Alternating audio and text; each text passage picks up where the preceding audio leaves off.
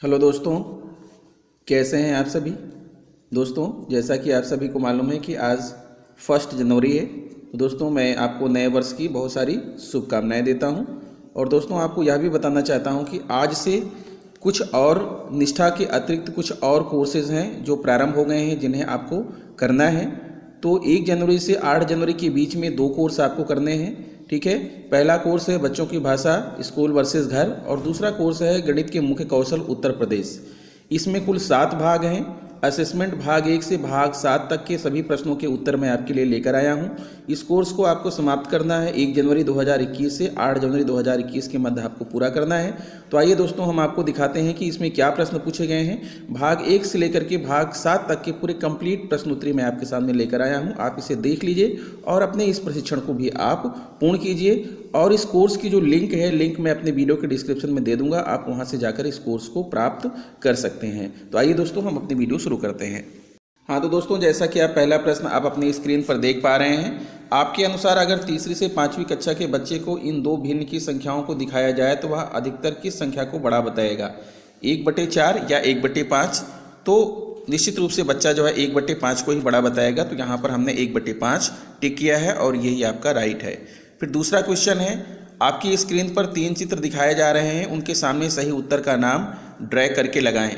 तो यहाँ पर दोस्तों मैंने ड्रैग करके लगा दिया है। कंक्रीट मूर्त चीज़ को उसके सामने, रिप्रेजेंटेशन निरूपण को निरूपण के सामने, और अब्स्ट्रैक्ट को अब्स्ट्रैक्ट के सामने लगा दिया है। आपको भी ऐसे ही लगाना है।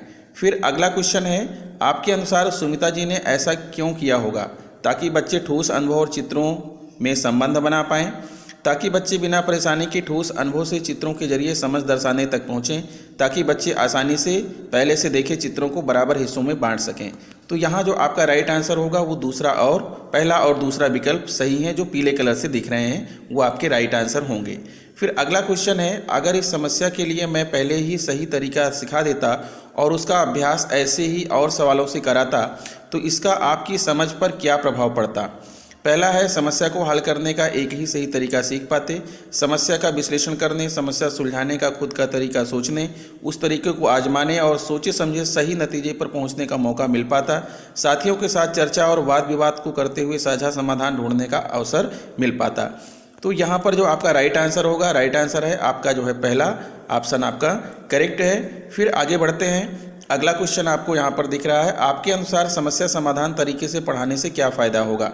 बच्चे समस्याओं से बेहतर जुड़ाव बना पाएंगे, बच्चे सवालों को सुलझाने के अपने खुद के तरीके सोच पाएंगे, बच्चे गणित में शामिल प्रक्रियाओं व अवधारणाओं की बेहतर समझ बना पाएंगे, बच्चों को सवाल को हल करने के लिए अलग अलग तरीके समझने का मौका मिलेगा। तो यहाँ पर चारों ही विकल्प आपके राइट है दोस्तों, आप चारों को सही कीजिएगा। ठीक है, फिर अगला प्रश्न देखते हैं। अगला प्रश्न है, समस्या कैसी हो इसकी कुछ आधार या खास बातें दी गई हैं। जो खास बातें एक अच्छी समस्या में होनी चाहिए उन्हें क्लिक करके चुनें। समस्या का स्तर बच्चों की मौजूदा समझ के हिसाब से होना चाहिए। समस्या बच्चों के लिए बिल्कुल आसान होनी चाहिए ताकि उन्हें ज़्यादा सोचना ना पड़े। समस्या में बच्चे जो गणित सीखने वाले हैं वह मुख्य आकर्षण होने चाहिए, ना कि बाकी बातें।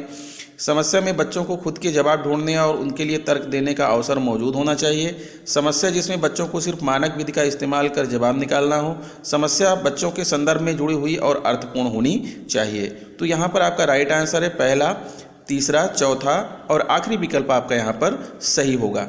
फिर अगला क्वेश्चन है, आपके अनुसार 2/3 को किस तरह से दर्शाया जा सकता है। भिन्न की तरह, अनुपात की तरह, दशमलव की तरह, जोड़ की तरह या घटा की तरह। तो दोस्तों यहाँ पर सभी के सभी आपके राइट आंसर होंगे, हर प्रकार से उसको दर्शाया जा सकता है। फिर अगला क्वेश्चन है, आपके अनुसार मैंने राहुल और गीत का उदाहरण पूरी कक्षा के साथ क्यों साझा किया होगा, ताकि बच्चे पैटर्न के अलग अलग आधार के बारे में सोचें व तर्क वितर्क करें, ताकि बाकी बच्चे राहुल ने जो गलती की उसे ना दोहराएं, ताकि बच्चे पैटर्न के अलग अलग उदाहरण देख सकें। तो यहाँ पर जो राइट आंसर है वो आपका पहला विकल्प आपका सही होगा। फिर अगला क्वेश्चन है, कक्षा के उदाहरण में गीत और राहुल को एक दूसरे के पैटर्न पर काम करने के लिए भी कहा गया था। आपके हिसाब से बच्चों को एक दूसरे के पैटर्न पर काम करने को क्यों कहा गया। इससे बच्चे एक दूसरे के पैटर्न में गलतियां खोज पाएंगे, इससे आसानी से पैटर्न की अवधारणा को पढ़ा जा सकेगा, इससे बच्चे अलग अलग तरह के पैटर्न का अवलोकन कर पाएंगे। तो राइट आंसर यहाँ पर आपका तीसरा विकल्प होगा, जो येलो कलर से, पीले रंग से है। फिर अगला क्वेश्चन है, आपके अनुसार मैंने पैटर्न में समानता और असमानता खोजने जैसे सवाल क्यों पूछे होंगे? ताकि बच्चे खुद पैटर्न के ढांचे पर विचार करके उसके सामान्य नियम को खोज पाएं, ताकि बच्चे दोहराए जाने वाले पैटर्न और बढ़ते हुए पैटर्न में फर्क कर पाएं, ताकि बच्चे समझ पाएं कि पैटर्न में समानता खोजने में उनकी तार्किक सोच पड़ेगी। तो यहाँ पर राइट आंसर होगा दोस्तों आपका पहला विकल्प आपका सही है, जो पीले कलर से है। फिर अगला क्वेश्चन आपके सामने दिख रहा है, किसी अवधारणा से संबंधित 2 गतिविधि दी गई हैं, हर जोड़े में उस गतिविधि पर क्लिक करें जो आपके हिसाब से तार्किक सोच को बढ़ाने में मदद करेगी। अवधारणा भाग गतिविधियाँ, मानक कलन विधि सिखाना, अलग अलग चीज़ें देकर उन्हें बताए गए बराबर समूह में बांटना और बांटने के आधार को साझा करना। दूसरा है अवधारणा गुणा गतिविधियाँ, गुणा की मानक कलन विधि सिखाना, गुणा के मानक और खुद के सोचे तरीकों में तुलना करने को कहना। तो यहाँ पर राइट आंसर होगा जो आपको पीले कलर से मैंने टिक किया है, दोनों में ही दूसरी गतिविधियाँ यहाँ पर राइट होंगी। फिर अगला क्वेश्चन है, इस बातचीत के बारे में क्या कहना सही होगा? बच्चों के सवालों को प्रोत्साहित किया जा रहा था, बच्चों की सोच को बेहतर बनाने के लिए सवाल पूछे जा रहे थे, बच्चे तर्क वितर्क कर अपनी सोच साझा कर रहे थे, बच्चे गणितीय भाषा का इस्तेमाल कर रहे थे, या बच्चे एक दूसरे के तरीकों से सहमत नहीं थे। तो यहाँ पर ऊपर के चारों विकल्प आपके राइट होंगे, सही होंगे। फिर अगला क्वेश्चन है, आपको क्या लगता है दोनों बच्चों में किस बच्चे को क्रम विनिमय नियम समझ आया था? तो यहाँ पर आपका दूसरे बच्चे को ये जवाब आपका यहाँ पर राइट होगा। फिर नेक्स्ट क्वेश्चन है, 15+12 आप किन किन तरीकों से बता सकते हैं? आपके हिसाब से इस सवाल के क्या संभव जवाब हो सकते हैं? बोलकर, शब्दों में लिखकर, चिन्हों और संख्याओं में लिखकर, ठोस चीज़ों के साथ रखकर, चित्र बनाकर। तो यहाँ पर सारे के सारे जवाब आपके सही हैं, सब में आपको टिक करना है। ठीक है, अगला क्वेश्चन है, जो विकल्प आपके दिमाग में बनी छवि से सबसे करीब है उन पर क्लिक करिए। तो मैंने यहाँ पर जो आपको जहाँ जहाँ येलो कलर दिख रहा है ये मैंने यहाँ पर सबको टिक कर रखा है, आप यहाँ पर टिक कर दीजिएगा। फिर अगला क्वेश्चन आपके सामने है, जो विकल्प चित्र को या सवाल को दर्शा रहे हैं ड्रैग करके उनका मिलान करें। तो दोस्तों ये जो है 2x5 जितने हैं मैंने 2x5 में लगा दिया है, और चौगुन वाली जितने हैं मैंने चौगुन में लगा दिया है। आपको भी खिसका करके इसी प्रकार से आपको यहाँ पर लगाना होगा। फिर अब आती है आपकी मुख्य प्रश्नोत्तरी, जो 10 क्वेश्चन आपसे पूछे गए हैं, उन 10 प्रश्नों का उत्तर यहाँ पर मैं आपके सामने लेकर आया हूँ। नीचे दी गई गतिविधियों को सियारे के पढ़ाने के तरीके के अनुसार सही क्रम में लगाइए।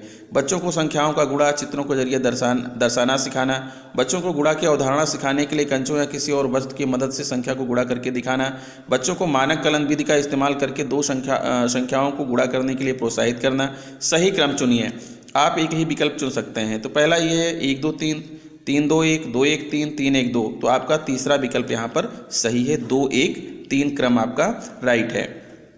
फिर अगला क्वेश्चन है, नीचे दिए गए सवालों में आप कौन से सवाल बच्चों में समस्या समाधान के कौशल को बढ़ावा देने के लिए इस्तेमाल करेंगे? 2 संख्याओं को मानक कलन विधि से जोड़कर दिखाओ। 2 संख्याओं को जोड़ने का आपका तरीका एक बेहतर तरीका क्यों है? तर्क दो। एक संख्या में से 12 घटाया, फिर उसमें 10 जोड़ा तो नई संख्या बनी 60। शुरुआत में ये संख्या कौन सी थी? अपने जवाब तर्क के साथ दो। इस समस्या को हल करो। तो यहाँ पर राइट आंसर होगा आपका दूसरा और तीसरा विकल्प आपका यहाँ पर सही होगा। फिर अगला क्वेश्चन है, अगर आप कक्षा में समस्या समाधान के कौशल को विकसित करना चाहते हैं तो आप किन चरणों को अपनी कक्षा में अपनाएंगे?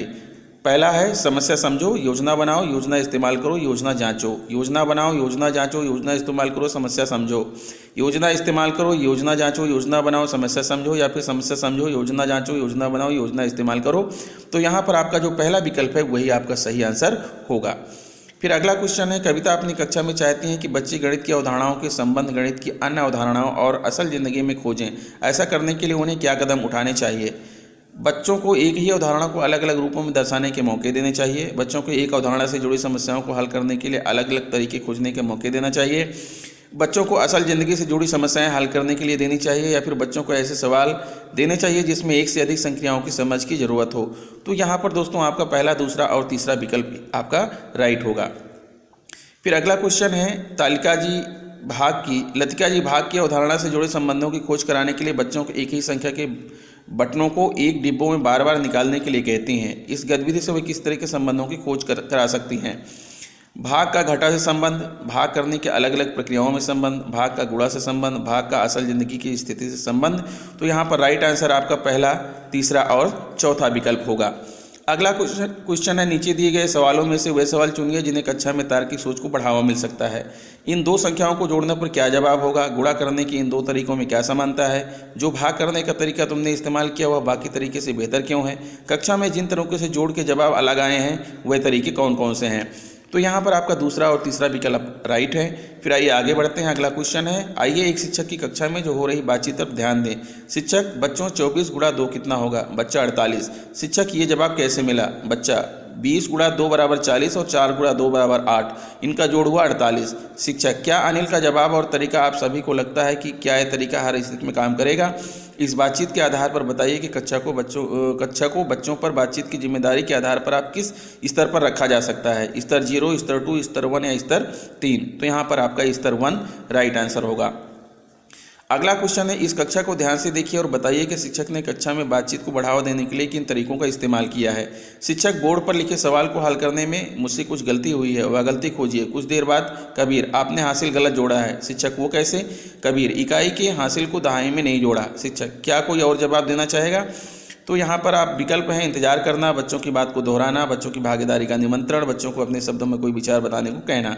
तो यहाँ पर आप देख पा रहे हैं कि ये 2 विकल्प सही हैं, इंतजार करना और बच्चों को भागीदारी का निमंत्रण देना। फिर अगला क्वेश्चन है, काश्मीरा जी अपनी कक्षा की शुरुआत अक्सर बच्चों को किसी समस्या को अलग अलग चीज़ों या तस्वीरों से दर्शाने के लिए कहकर करती हैं। क्या आप अनुमान लगा सकते हैं कि वे बच्चों को खुद किसी सवाल को अलग अलग तरीक़ों से दर्शाने के लिए क्यों कहती हैं? इससे बच्चे अपनी समझ जाहिर कर पाते हैं, इससे बच्चे एक दूसरे की समझ पर चर्चा कर पाते हैं, इससे बच्चे एक ही सवाल को अलग अलग तरीक़ों से समझ पाते हैं, इससे बच्चे अपनी समझ बनाने की प्रक्रिया में सक्रिय भूमिका निभा पाते हैं। तो ये चारों ही विकल्प यहाँ पर आपके राइट होंगे। अगला क्वेश्चन है, इसरत जी अपनी पहली कक्षा में संख्या की अवधारणा सिखाने के लिए बच्चों को ये सभी गतिविधियां कराती हैं। संख्याओं के लिए राजमा के दानों को अपने जोड़ीदार के साथ गिनकर रखना, अपनी कक्षा में रखी वस्तुओं को गिनकर उन पर संख्याओं के लेबल लगाना। इन गतिविधियों की मदद से इसरत जी मुख्यतः गणित से जुड़े किन कौशलों के विकास पर काम कर पाएंगी? समस्या समाधान कौशल, तर्क वितर्क कर निष्कर्ष पर पहुंचने का कौशल, बातचीत से समझ बनाने का कौशल, दृश्यीकरण और निरूपण का कौशल, गणित के संबंधों को पहचान पाने का कौशल। तो यहाँ राइट आंसर होगा दोस्तों आपका पहला जवाब समस्या समाधान का कौशल, और तीसरा जवाब बातचीत से समझ बनाने का कौशल, और आखिरी गणित के संबंधों को पहचान पाने का कौशल। तो ये रहा दोस्तों 10 क्वेश्चन जो इस मॉड्यूल में पूछे गए हैं। तो आशा करता हूँ कि मेरा वीडियो आपको अच्छा लगा होगा। आप ऐसे ही जो है वीडियोज़ को देखते रहिए, चैनल को सब्सक्राइब कर लीजिए और बेल आइकन को प्रेस कर दीजिए। मिलता हूँ आपसे नेक्स्ट वीडियो में।